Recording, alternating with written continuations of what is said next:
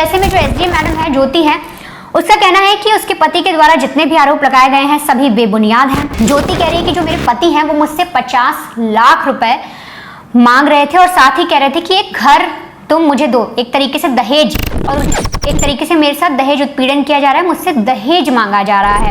घोटाला की हुई है, 10-10 लाख रुपए से लेती है पट्टा करने का, उनके साथ कोई कार्रवाई नहीं हो रही है। इस्लाम में औरत माशी तरीके से बड़ी जुम्मे है, हिंदुस्तानी तहजीब में उल्टा है। अस्सलाम वालेकुम दोस्तों, उम्मीद आप सब खैरियत से होंगे।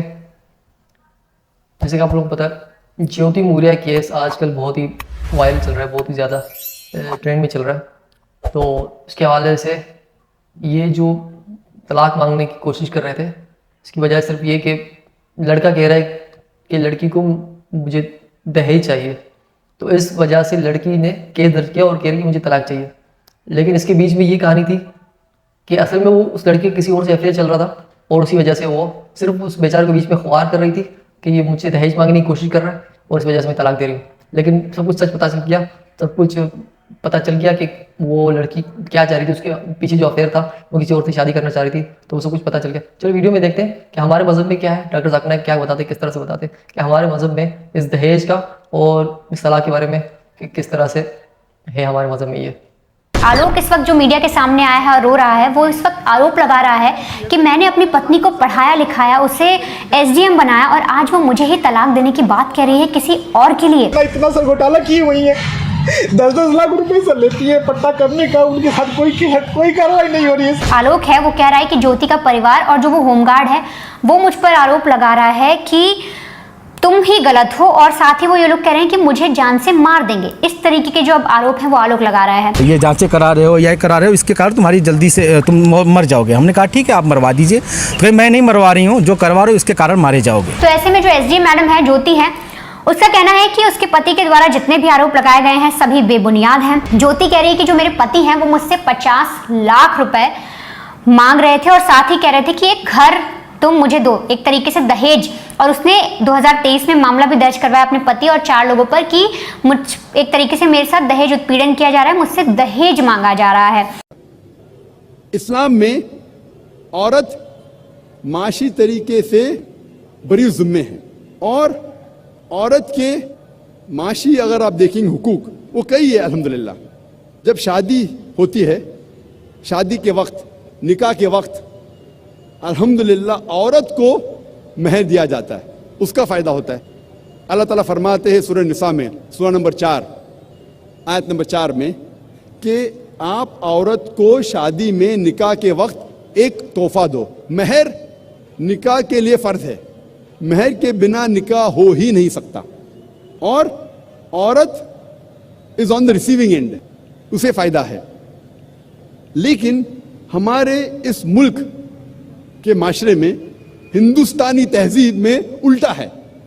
हिंदुस्तानी तहजीब में शादी के वक्त औरत मर्द को दहेज देती है, औरत मर्द को डाउरी देती है, और ये बहुत आम है।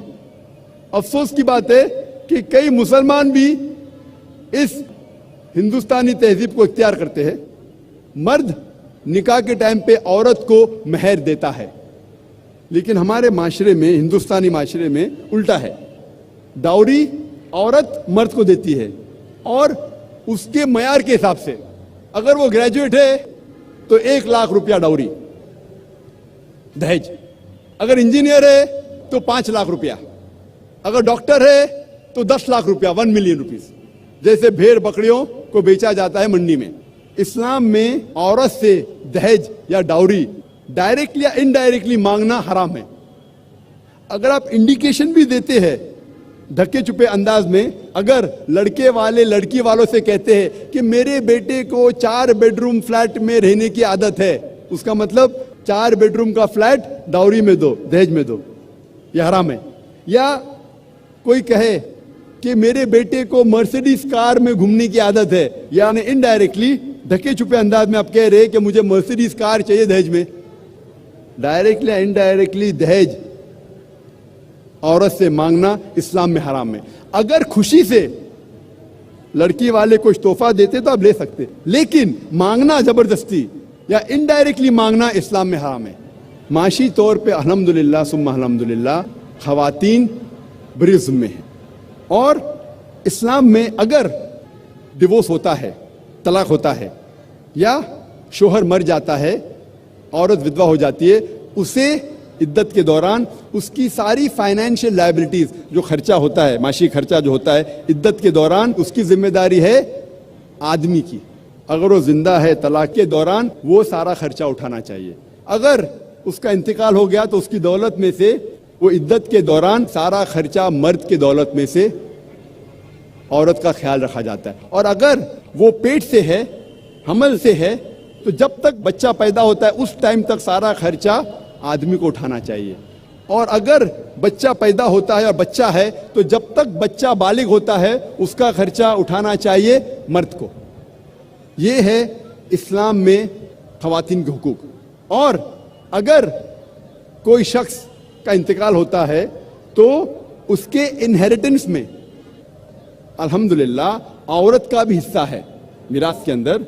अगर किसका इंतकाल होता है तो जायदाद में हिस्सा मर्द के अलावा औरत का भी है। जैसे कि आप लोगों ने देखा, डॉक्टर जाकिर नाइक ने बहुत अच्छी तरीके से समझाया कि हमारे मज़हब में कोई भी दहेज वगैरह नहीं है, बल्कि हम महर की रकम औरत को देते हैं। जो औरत हमारे घर में आती है दुल्हन बनके, उसको हम एक महर की रकम देते हैं। उसका फ़ायदा होता है, वो रिसीविंग करती है, तो हम और लड़की वालों से लेते नहीं हैं। उसके अलावा मुस्लिम बहुत ही सारे आजकल इस तरह से दहेज लेते हैं, क्योंकि हिंदुस्तान में ये कल्चर है, तो उस कल्चर में रह रहकर वो कल्चर खुद ही जो है ना अप्लाई कर रहे हैं। तो वो जो लड़की का केस है, उस केस में वो लड़की गलत है कि वो लड़की बहुत ही गलत तरीके से उसको ब्लेम कर रही है, ब्लेम करने की कोशिश कर रही है। लड़का तो कह रहा है कि मैंने बहुत ही खर्चा किया है तुम पे, उस सब कुछ पढ़ाई वगैरह के SMD SDM बनाया। उसके बाद वो लड़की जब एक अच्छी पोस्ट पे पहुंच गई तो वो किसी के साथ अफेयर में हो जाती है और वो तलाक चाहती है, बस उसके अलावा कुछ भी नहीं। बस वो तलाक चाहने के लिए वो बहुत सारे जो है ना एलिगेशंस लगाती है लड़के पे। उम्मीद है आप लोगों की वीडियो पसंद आई होगी। मिलते हैं दूसरी वीडियो में, तब तक के लिए अल्लाह हाफिज़।